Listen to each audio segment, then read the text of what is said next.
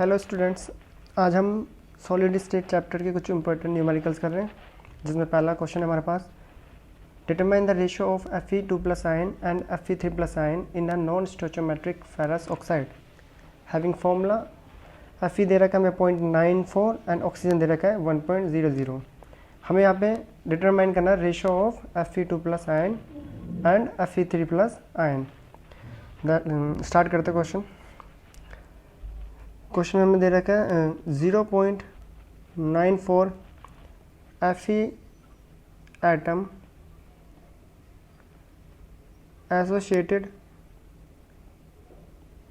Associated with कितना 1.00 oxygen atom. हमें यहाँ पे क्या दे रखा है 0.94 तो Fe दे रखा है एंड ऑक्सीजन दे रखा है 1.00। हमें Fe2+ एंड Fe3+ आयंस का रेशियो बताना है। ओके, लेट करते हैं यहाँ पे, let Fe2+ ion be x. Fe2+ ion हमने लेट करा x, let Fe3+ ion be total कितना है 0.94, तो ये हो जाएगा 0.94 माइनस x। तो ऑक्साइड आयन कितना हो जाएगा, ऑक्साइड आयन तो एक ही है 1। अब यहाँ पे देखो Fe का रेशो चार्ज कितना है Fe2+ पे 2, इसको 2 से इंटू कर दो। इस पे चार्ज है 3, ये 3 से इंटू हो गया। और ऑक्साइड पे चार्ज कितना होता है 2, ये 2 से हो गया। अकॉर्डिंग टू क्वेश्चन, अब देखो हमें पता है, यहाँ पे देख लो, अगर एक कंपाउंड है ए और बी, ए पे सपोज करो 1 पॉजिटिव चार्ज है तो बी पे भी कितना नेगेटिव होगा 1 नेगेटिव। अगर ए पे 2 पॉजिटिव है तो बी पे भी 2 नेगेटिव होगा।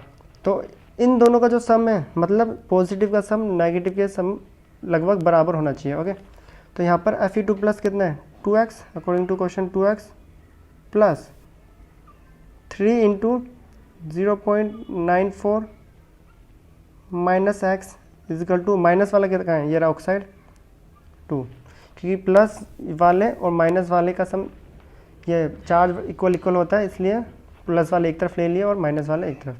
इसको सॉल्व करते हैं, यहीं पे करते चलो नीचे, 2x प्लस 3 4 जा 12, 3 9 जा 27, ये हो गया 28, 2.82, ये हो गया minus 3x is equal to 2। Okay, इससे आगे सॉल्व करते हैं। 3x में से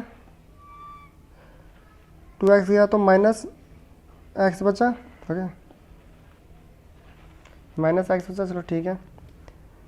और यहाँ पर बचा इजकल टू 2 में से ये 2.82 राइट में ले गया। ओके, माइनस करने पाया, minus x is equal to minus 0.82, minus से minus cut, then x is equal to 0.82। x हमारे पास आया है 0.82। अब निकालते हैं इनकी परसेंटेज। नेक्स्ट पेज, x हमारे पास आया था 0.82, तो Fe2+ अगर मैं परसेंटेज निकालूं, किसकी, परसेंटेज ऑफ Fe2+ आयन कितना होगा 0.82 अपॉन में टोटल 0.94 इंटू में 100। ओके, इसको कैलकुलेट कर लेना, ये लगभग 87 आ जाएगा। अब यहाँ पे देखो हमने लेट क्या करा था, Fe3+ 0.94 माइनस x था। ओके, तो कितना हो जाएगा 0.94 माइनस x आया है हमारे पास 0.82। पीछे देख सकते हो पेज में भी देखो यहाँ पे x जो है 0.82 आया है। ओके, तो ये हो गया, माइनस करेंगे 0.12, तो परसेंटेज ऑफ Fe3+ आयन अगर हम कैलकुलेट करें तो Fe3+ कितना है 0.12 अपॉन टोटल, परसेंटेज में नीचे टोटल आता है और इनटू में 100। ओके, जब ऊपर वाला 87 आया तो नीचे वाला परसेंटेज कैलकुलेट कर लेना, वो 13 आएगा। ये हमारा हो गया आंसर कंप्लीट। तो Fe2+ आयन्स की परसेंटेज कितनी आ रही है 87% और Fe3+ आयन की परसेंटेज है 13%। अब यहाँ पे एक क्वेश्चन और है सिमिलरली नीचे लिखा हुआ है, इसको ट्राई करना है। निकल के लिए इस बार 0.98 दे रखा है और ऑक्सीजन वही सेम है, सेम एज इट इज़ करते हुए आना है, यहाँ पे कैलकुलेट करना और चेक करना आपका आंसर कितना आता है। अगला क्वेश्चन करते हैं हम, क्वेश्चन नंबर सेकंड जो ये क्वेश्चन है बहुत ईजी है।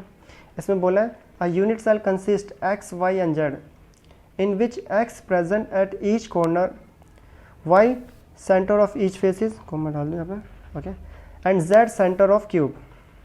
If 6 atom of x missing corner and 4 y are missing from each faces, what is the formula. चलो पहले क्वेश्चन में बोला जो एक्स है वो क्या है, प्रेजेंट एट ईच कॉर्नर, और हमें पता है जो कॉर्नर वाले होते हैं वो एक एटम 8 क्यूब में डिवाइड होता है, 8 क्यूब में डिवाइड होता है और टोटल 8 एटम होते हैं।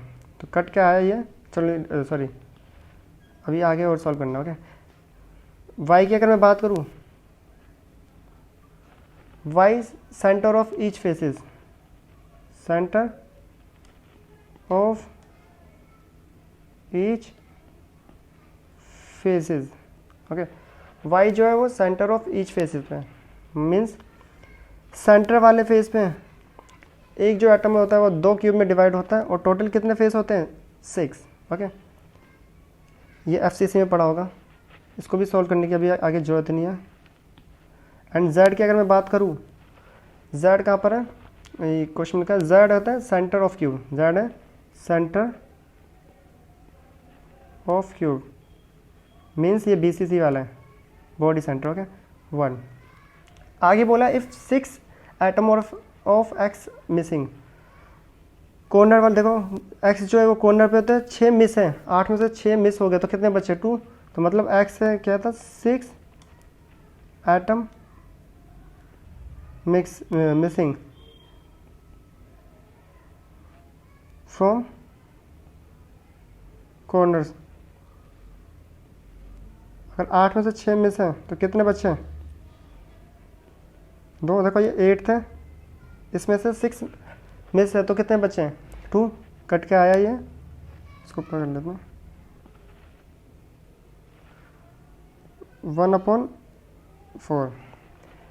आगे बोल रहे हैं इफ 4 वाई मिसिंग, वाई के लिए 4 atom missing from face. Okay, अब देखो यहाँ पे 6 होते हैं फेस पे, जिसमें से 4 में से कितने बचे हैं 2 बचेंगे। ओके, तो कट के आया 1 और Z से कोई भी मिसिंग नहीं है क्योंकि वो टोटली एक है। तो हमारे पास आगे बढ़ते हैं, x कितना आ रहा है, x आ रहा है 1/4, y आ रहा है 1 एंड z आ रहा है 1। देखो ये पीछे देख सकते हो, x जो होता है ये रहा 1/4, y 1 और z 1। ओके, तो यहाँ पे करते हैं कि मल्टीप्लाई बाय 4, क्योंकि फॉर्मूले में कभी भी ये फ्रैक्शन में आंसर नहीं आता, इसको मल्टीप्लाई करेंगे तो देखो ये 1/4 मल्टीप्लाई होगा 4 से तो 1 ही हो जाएगा, कॉमन से आता है, ये हो गया 1, इसको 4 से करेंगे तो ये 4 हो जाएगा और z भी 4 हो जाएगा। तो फॉर्मूला बचा है, बना है हमारे पास x y 4 and z 4। Okay, तो ये है हमारे पास फाइनल आंसर। ओके, अब नेक्स्ट क्वेश्चन करेंगे हम question number third. Question number third में बोला है calculate the number of unit cells in 8.1 gram of aluminium. हमें number of unit cells calculate करनी है 8.1 ग्राम ऑफ एल्यूमिनियम में। If it's crystallize in a FCC structure, और structure कौन सा है? एफसीसी। एफसीसी के लिए जेड की वैल्यू होती है कितनी? 4। ओके, मास हमारे पास है गिवन 8.1 ग्राम। हमें पता है कि 1 mole of aluminium is equal to 27 gram is equal to 6.022 into 10⁻³ atoms. ठीक है, 1 मोल ऑफ एल्यूमिनियम बराबर होता है 27 ग्राम, जो कि बराबर होता है एवोगाद्रो नंबर के, जो जिसकी वैल्यू 6.022 इंटू 10⁻23। ओके, अब मास of number of atoms in 1 gram. 1 gram में नंबर ऑफ एटम कितने होंगे? 27 डिवाइड में चला जाएगा, 6.022 इंटू 10⁻23 अपॉन 27। 1 ग्राम के लिए हमने निकाल लिया और हमें बोला है क्वेश्चन में फाइंड आउट करना है 8.1, ये 1 है। ओके, 8.1 ग्राम के लिए तो number of atoms in 8.1 gram aluminium के लिए। ओके, इसको यहाँ पे कर लो, 8.1 ग्राम ऑफ एल्यूमिनियम तो कितना हो जाएगा? 6.022 इंटू 10⁻23 अपॉन 27 इंटू में 8.1। उन्होंने आगे बोला if the crystallize in FCC cubic structure. FCC हमें पता है, in FCC number of atoms कितना होता है? Z इजकल टू 4 एफसीसी में। अब देखो कॉमन सी बात है, एक एफसीसी में नंबर ऑफ एटम्स जो होते हैं Z 4 होते हैं, तो इतने एटम में कितनी यूनिट सेल होगी? इस 4 को अगर मैं इस टोटल से डिवाइड कर दूँ तो यूनिट सेल मिल जाएगी। फॉर एग्जांपल अब सपोज करो कि नंबर ऑफ एटम्स जो ये वैल्यू है पूरी, अगर ये 12 आई होती और पूछा जाता है कि कितने एफसीसी क्यूबिक स्ट्रक्चर्स होते हैं, तो 4 से डिवाइड कर देते थे तो डायरेक्ट 3 आ जाता है, सेम एज इट इज़। अब इस पूरी वैल्यू को हम 4 से डिवाइड करेंगे। नेक्स्ट पेज पे करते हैं, तो वैल्यू क्या आती हो? 6.022 इंटू 10⁻23 इंटू में 8.1 अपॉन 27 डिवाइडेड बाय 4। ये डायरेक्ट आ जाएगा यहाँ पे 23 इंटू 8.1 अपॉन 27 इंटू में 4। इसको आप कैलकुलेट करोगे तो ये आ जाएगा 4.52 इंटू 10⁻22 यूनिट सेल्स। तो यूनिट सेल कैलकुलेट करने वाले जितने भी न्यूमेरिकल्स होंगे आप इसको ऐसे सॉल्व कर सकते हैं। काफ़ी इंपॉर्टेंट क्वेश्चन है। ओके, नेक्स्ट क्वेश्चन करते हैं, क्वेश्चन नंबर 4। क्वेश्चन नंबर 4 है हमारे पास, एन एलिमेंट एक्स, इस बार एलिमेंट एक्स है जिसका एटॉमिक मास 40 दे रखा है, हैविंग एफसीसी स्ट्रक्चर। चलो ले लेते हैं, एटॉमिक मास हमारे पास है, इसको कैपिटल एम से लिख रहा हूँ मैं, 40 ग्राम मोल इनवर्स। ठीक है, आगे बोल रहा है एफसीसी स्ट्रक्चर, जेड कितना हो जाएगा एटम? 4 एटम, एफसीसी में 4 होता है। ठीक है, has unit cell edge length a 40 picometre, 40 into 10⁻⁻10 centimetre. हमें पता है 1 picometre is equal to 10⁻⁻12 metre. और अगर मैं सेंटीमीटर की बात करूँ 10⁻⁻10 सेंटीमीटर। ओके, आगे calculate the density of x. पहले डेंसिटी निकालनी है, चलो ठीक है। और number of unit cell, unit cell अभी पीछे भी निकाली थी, फिर दोबारा कैलकुलेट करनी है। तो पहले हम निकालते हैं डेंसिटी। डेंसिटी का फॉर्मूला क्या होता है? डेंसिटी का फॉर्मूला इक्वल होता है Z m a cube into में एवोगैड्रो नंबर। ये डेंसिटी का फॉर्मूला होता है। Z हमारे पास 4 है, m एटॉमिक मास गिवन दे ये रहा 40, a क्यूब 40 इंटू 10⁻⁻10 का क्यूब इंटू में एवोगैड्रो नंबर 6.022 इंटू 10⁻23। इसको आप कैलकुलेट करोगे तो ये लगभग ये आ जाएगा 4.151 ग्राम सेंटीमीटर क्यूब। अब इतनी बड़ी कैलकुलेशन यहाँ पे सॉल्व नहीं कर सकते, टाइम लग जाएगा काफ़ी। ओके, तो ये आप घर पे ट्राई कर लेना, तो ये आएगा आंसर। ओके, तो फर्स्ट डेंसिटी तो बिल्कुल ईजी है, एनसीईआरटी में भी ऐसे क्वेश्चंस। तो अगला निकालना हमें क्या, नंबर ऑफ यूनिट सेल्स। चलो आगे करते हैं। इन 4 ग्राम, तो 1 mole of X equal to कितना एटॉमिक मास दे रखा है 40 gram mole inverse equal to 6.022 into 10⁻23 atoms. Okay, ठीक है। तो mass of number of atoms in 1 gram. 1 gram में कितना होगा, ये 40 डिवाइड हो जाएगा, लास्ट क्वेश्चन की तरह सेम एज इट इज़। अब 10⁻23 अपॉन में 40, ठीक है। अब क्वेश्चन में बोला है, यहाँ पर देखोगे 40 gram density of X, number of unit cell in 4 gram, 4 gram के लिए। ओके, तो number of atoms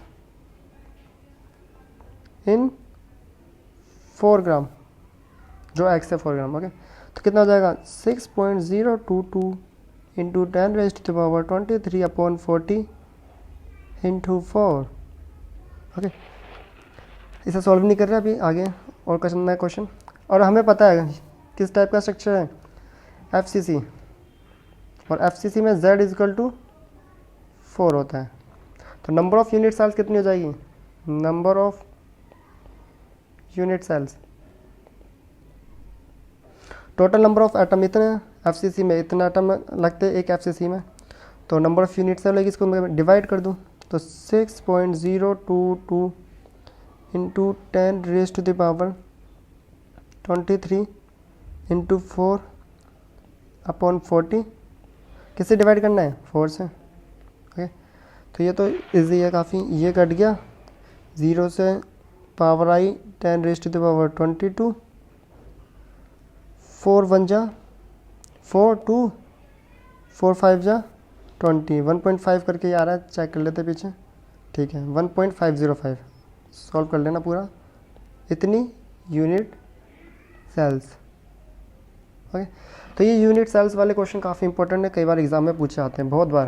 okay, density के बाद यूनिट सेल भी कैलकुलेट करी जाती है। BCC होता है 2 से डिवाइड करते हैं, और सिंपल तो पूछते ही नहीं है, उसको क्या 1 से डिवाइड करेंगे। ओके, तो ये क्वेश्चन कंप्लीट। अगला question 5th, question number 5।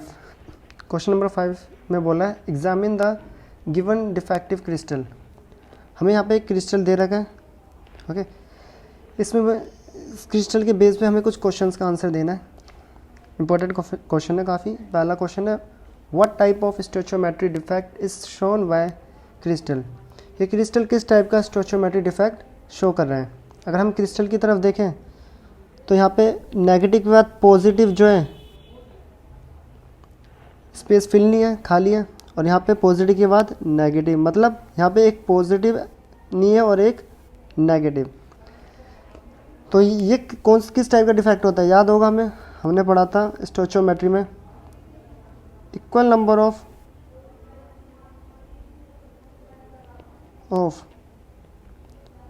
Cation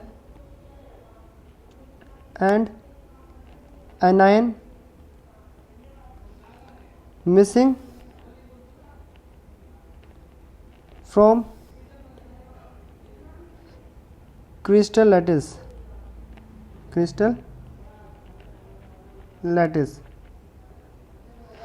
Equal number of cation and anion missing from crystal lattice is known as, किस टाइप का डिफेक्ट होता है, is known as Schottky defect, known as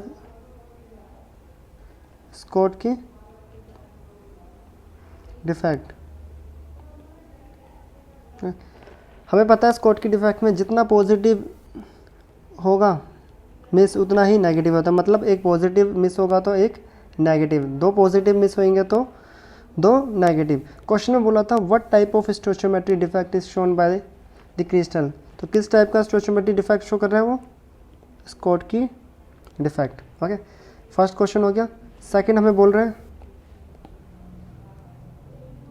second में बोला है how is the density of the crystal affected by this defect. तो density of crystal increase होगी या डिक्रीज, कॉमन सी बात है, एक पॉजिटिव रिमूव है और एक नेगेटिव मिसिंग है, तो डेंसिटी ऑफ क्रिस्टल डिक्रीज ही होनी है. तो density of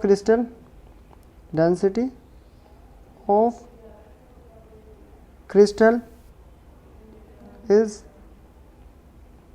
decreases.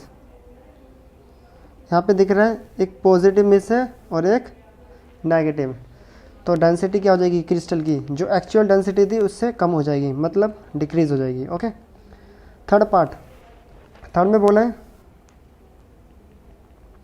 Which type of the ionic substance shown such defect,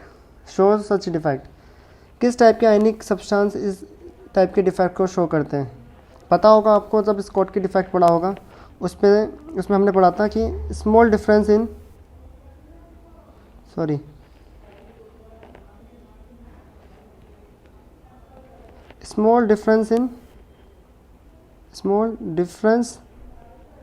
in their size of cation and anions, उस टाइप के सब्सटेंस जिनका कैटायन और एनायन का जो डिफरेंस है वो क्या हो, काफ़ी स्मॉल हो, काफ़ी कम हो. ओके, एग्जांपल के लिए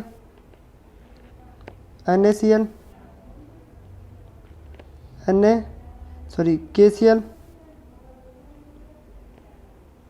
KBr, CS, Cl, AgBr,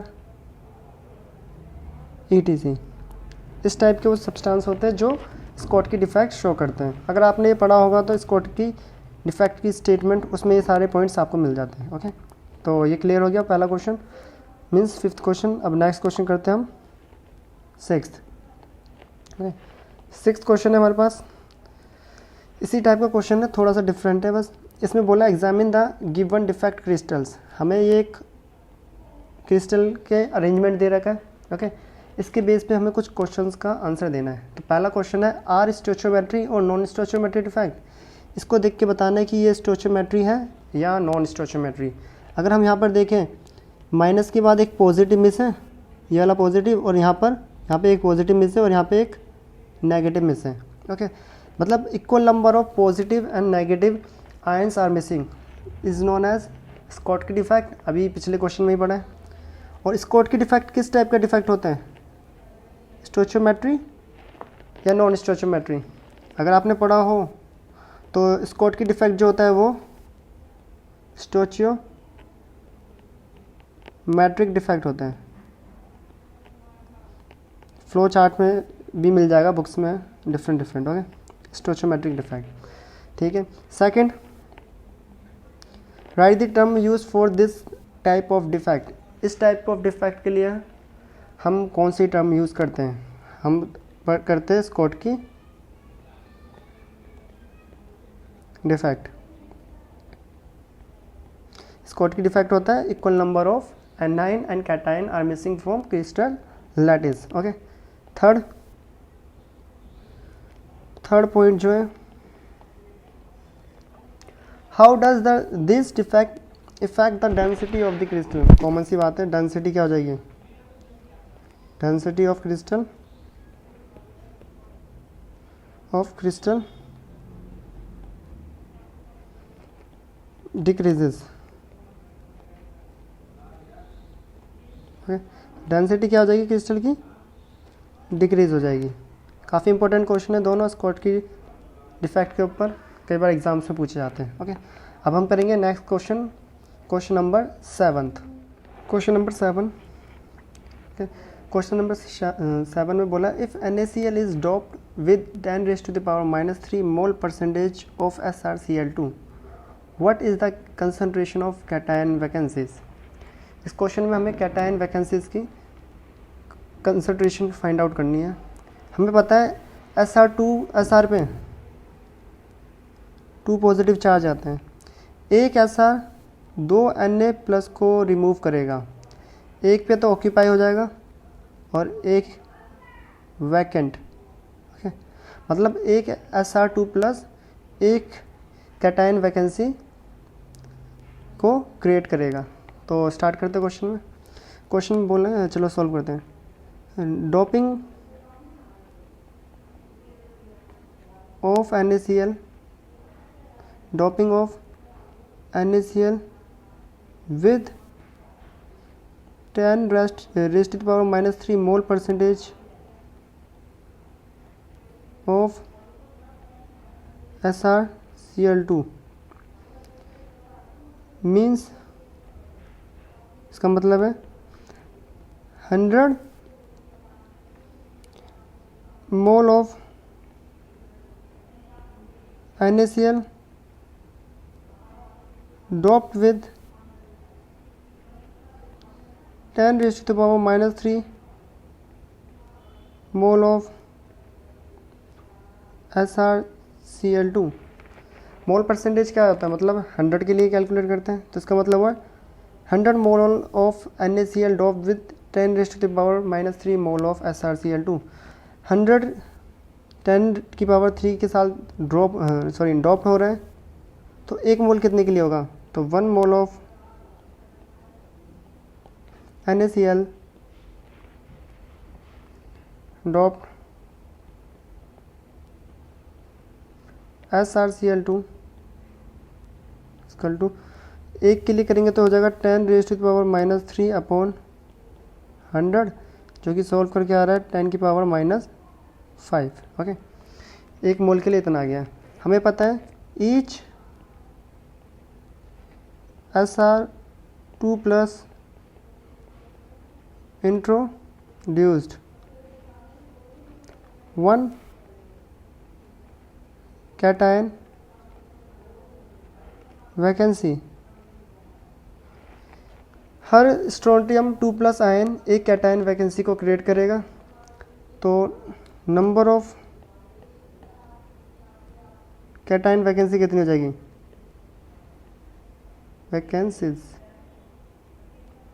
10⁻⁵ into ये एक मोल के लिए, और एक मोल में कितना होता है 6.022 इंटू 10⁻23। ओके, इसको कैलकुलेट करेंगे तो 6.022 इंटू 10⁻, ये गया 18 मोल इनवर्स। मोल इनवर्स छोड़ो, सिंपल से लिख देते हैं कैटायन वैकेंसी,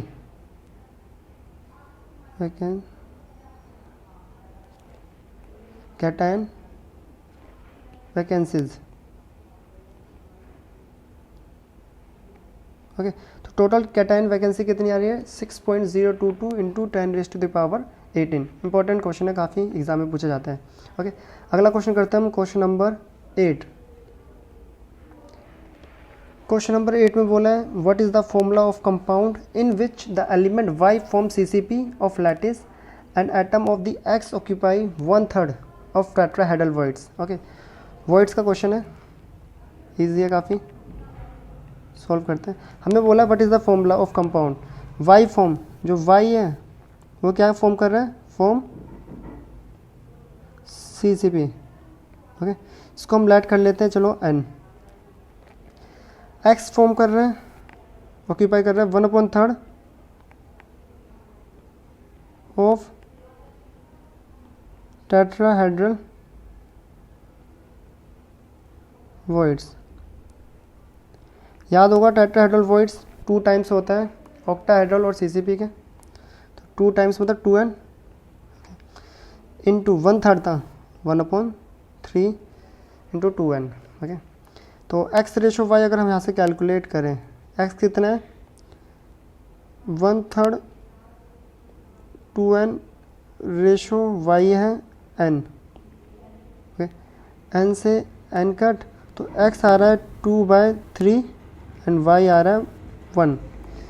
हमें पता है जो ये फॉर्मूलेज होते हैं यहाँ पे ये फ्रैक्शन में वैल्यूज़ नहीं होती। ओके, ये वैल्यूज़ फ्रैक्शन में नहीं होती, तो इसको क्या करेंगे, मल्टीप्लाई बाय 3। मल्टीप्लाई 3 से करेंगे तो ये तो हो जाएगा x2, ओके, ये हो जाएगा y3। इंपॉर्टेंट क्वेश्चन है, कई बार एग्जाम में पूछा जाता है। Okay, next question, question number 9। Question number 9th question में बोला है what is the coordination number, इसमें SSC BCC and FCC, simple cubic unit cell, body centre and face centre, face centre, body centre and simple cubic में coordination number बताना है। Okay, तो यहाँ पे हम कोऑर्डिनेशन नंबर थोड़ा सही से पढ़ लेंगे स्टेटमेंट के साथ। चलो देखते हैं कोऑर्डिनेशन नंबर क्या होता है। It is define the number of nearest neighbor of a particle is called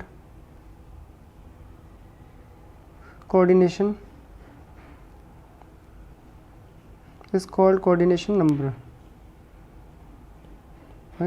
coordination number क्या होता है, यहाँ पे बोला है the number of nearest neighbour of a particle is called coordination number. अगर मैं पहला देखो एग्जांपल से समझते हैं, अगर मैं 1D की बात करूँ, 1 डायमेंशन, ये एक एटम है, 2 एटम, 3, इस टाइप से। ओके, ये 1D में। अगर मैं ये इस एटम को देखता हूँ तो इसके पड़ोस में कितने एटम्स हैं, एक ये 1 और एक 2, मतलब ये जो नियरेस्ट नेबर पार्टिकल होते हैं, मतलब जिस एटम का अगर मैं कोऑर्डिनेशन नंबर देखूँ उसके पड़ोस वाले जितने एटम हो वो तो उसका कोऑर्डिनेशन नंबर कहलाता है। इस मिडल वाले के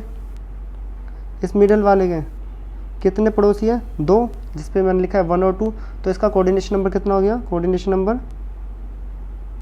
2। ओके, नेक्स्ट दूसरा एग्जांपल लेते हैं 2D। ये 3D वाला भी थोड़ा बाद में समझेंगे। 2D में 2 टाइप के होते हैं। पहला ए स्क्वायर प्लेनर, कौन सा है पहला है square planar. Okay, square planar देख लो, मेरे पास सपोज करो ये एटम्स इस टाइप से अरेंज हो रखे हैं। सॉरी थोड़ा गलत कर दिया, कोई नहीं, अभी नाम चेंज कर देते हैं, नाम अभी हटा लेते हैं। 2 टाइप से अरेंजमेंट है, पहला ये, ओके, एंड सेकंड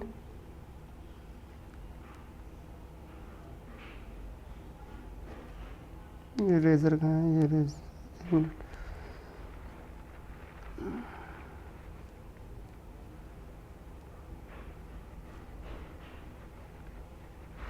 एक हमारे पास इक्लिप्स फॉर्म्ड है और एक स्ट्रैगर्ड फॉर्म। ओके, एक हमारे पास क्या है, एक इक्लिप्स्ड फॉर्म है ए और एक बी, लिख देता हूँ यहाँ पे नाम।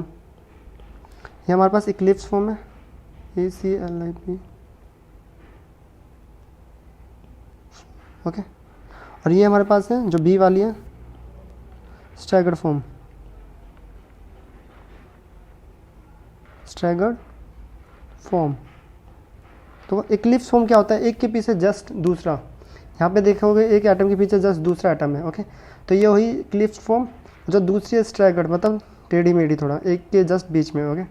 तो अब यहाँ पे हमें कोऑर्डिनेशन नंबर फाइंड आउट करना है। तो कोऑर्डिनेशन नंबर कैसे निकालेंगे यहाँ पर, तो देखो यहाँ पे कोऑर्डिनेशन नंबर हम निकालते हैं। अगर मैं किसी भी एक एटम को यहाँ बात करूँ, ये एक एटम है, ओके। इसके कॉन्टैक्ट में कितने एटम होंगे, कोई बताएगा? देखो, तो इसके कॉन्टैक्ट में 1 2 3 4 5, मतलब ये एक एटम, ये 2 एटम, ये 3 एटम और एक ये 4 एटम। तो ये किसके कॉन्टैक्ट में कितने एटम है, 4। तो इसका कोऑर्डिनेशन नंबर कितना हो गया, कोऑर्डिनेशन नंबर हो गया 4।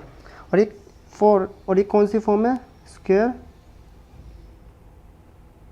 प्लेनर, दिख रहा होगा ये स्क्वायर बना रहा है एक, इसको स्क्वायर प्लेनर भी बोलते हैं, ओके। नेक्स्ट सेकंड, अगर मैं यहाँ पे एक एटम इसको लूँ बीच वाले को, इससे कितने एटम कनेक्ट है देख लो।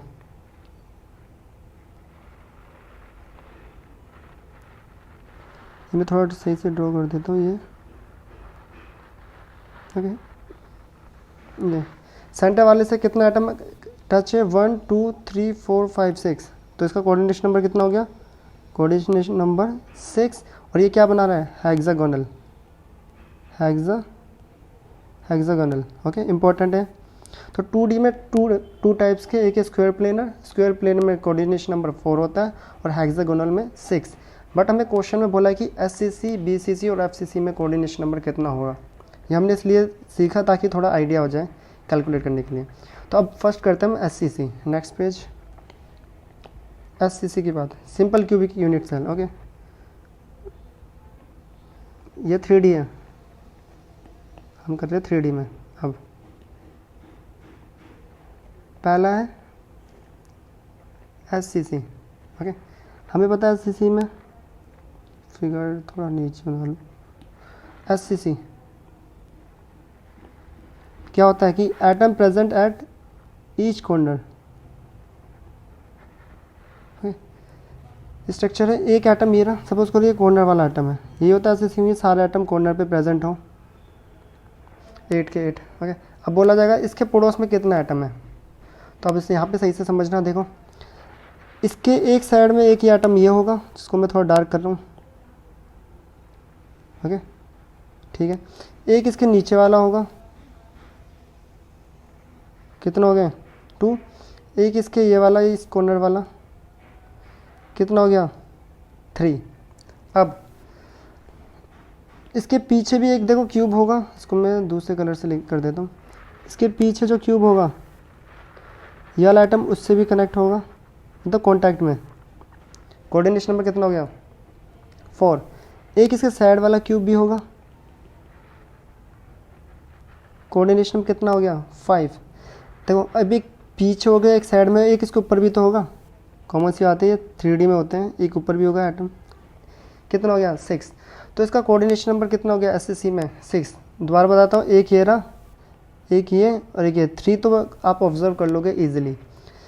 एक इसके साइड वाले क्यूब का होगा, ये रहा, एक इसके पीछे वाले क्यूब और एक इसके ऊपर वाला। तो SCC में कोऑर्डिनेशन नंबर कितना होता है 6, ओके। इंपॉर्टेंट है, 1 मार्क्स में भी आ जाते हैं कई बार एंट्रेंस में क्वेश्चंस इस टाइप के। तो ये तो हो गया SCC। सेकंड आता है हमारे पास, सेकंड कलर चेंज, BCC ज़्यादा इजी है। तो बॉडी सेंटर, तो यहाँ पे इसका स्ट्रक्चर ड्रॉ कर लेता हूँ मैं, ओके।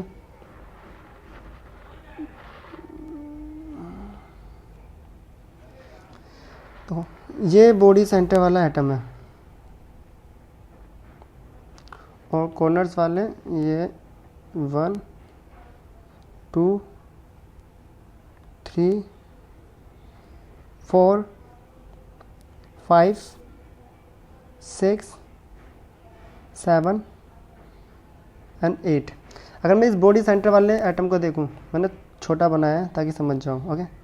तो ये 4 ऊपर वालों से कनेक्ट होगा, ये देखो बॉडी सेंटर वाला 4 ये ऊपर वालों से कनेक्ट होगा, ये जो 4 है, और 4 नीचे वाले से कांटेक्ट में होगा। तो इसके कितने कांटेक्ट में, इसके पड़ोसी कितने एटम हैं? 4 अबव एंड 4 अबव वाले एंड 4 बिलो। तो कोऑर्डिनेशन नंबर यहाँ पे कितना हो गया? कोऑर्डिनेशन नंबर 8, जो कि 4 तो है अबव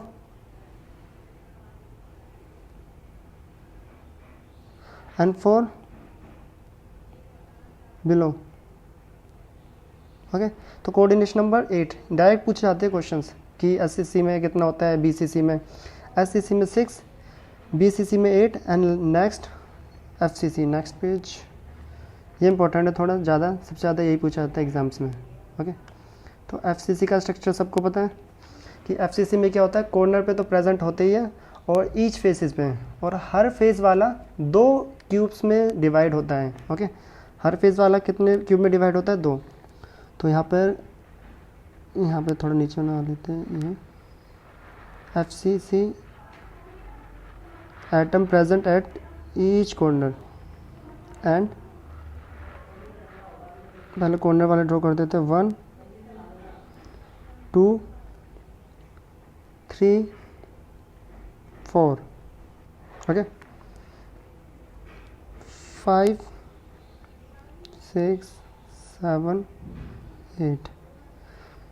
और फेस वाले चलो यहीं पे बना देता हूँ मैं, इसका ये रहा पीछे वाले का साइड वाला फेस, ये राइट वाला और ये बिलो वाला। तो ये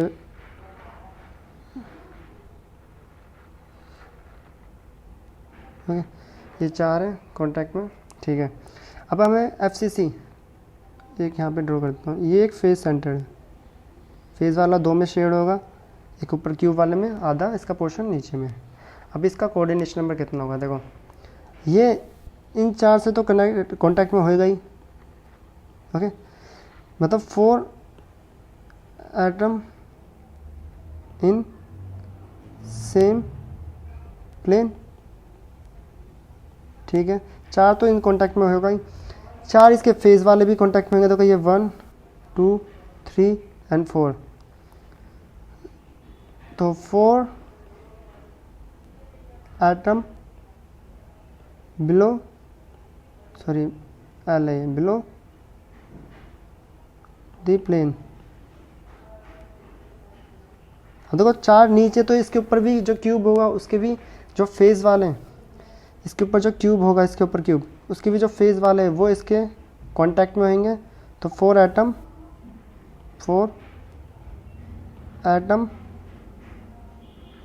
अबव द प्लेन है। तो 4 तो ये प्लेन वाले हो गए, 4 ये बिलो वाले एंड 4 अबव। तो टोटल कोऑर्डिनेशन नंबर इसका कितना हो गया? टोटल कोऑर्डिनेशन हो गया यहाँ पर 12। तो हमने यहाँ पे क्या कैलकुलेट करा कि जो बीसीसी है, एफसीसी एंड एससीसी, बीसीसी में कितना होता है? तो इसमें आया था 6, इसमें आया था 8 एंड इसमें आया 12। तो ये हमारा कंप्लीट हो गया। क्वेश्चन था हमारे पास बीसीसी, एससीसी एंड एफसीसी में कोऑर्डिनेशन नंबर कितना होता है, ये हमने कैलकुलेट कर लिया, ओके। अब नेक्स्ट क्वेश्चन करेंगे।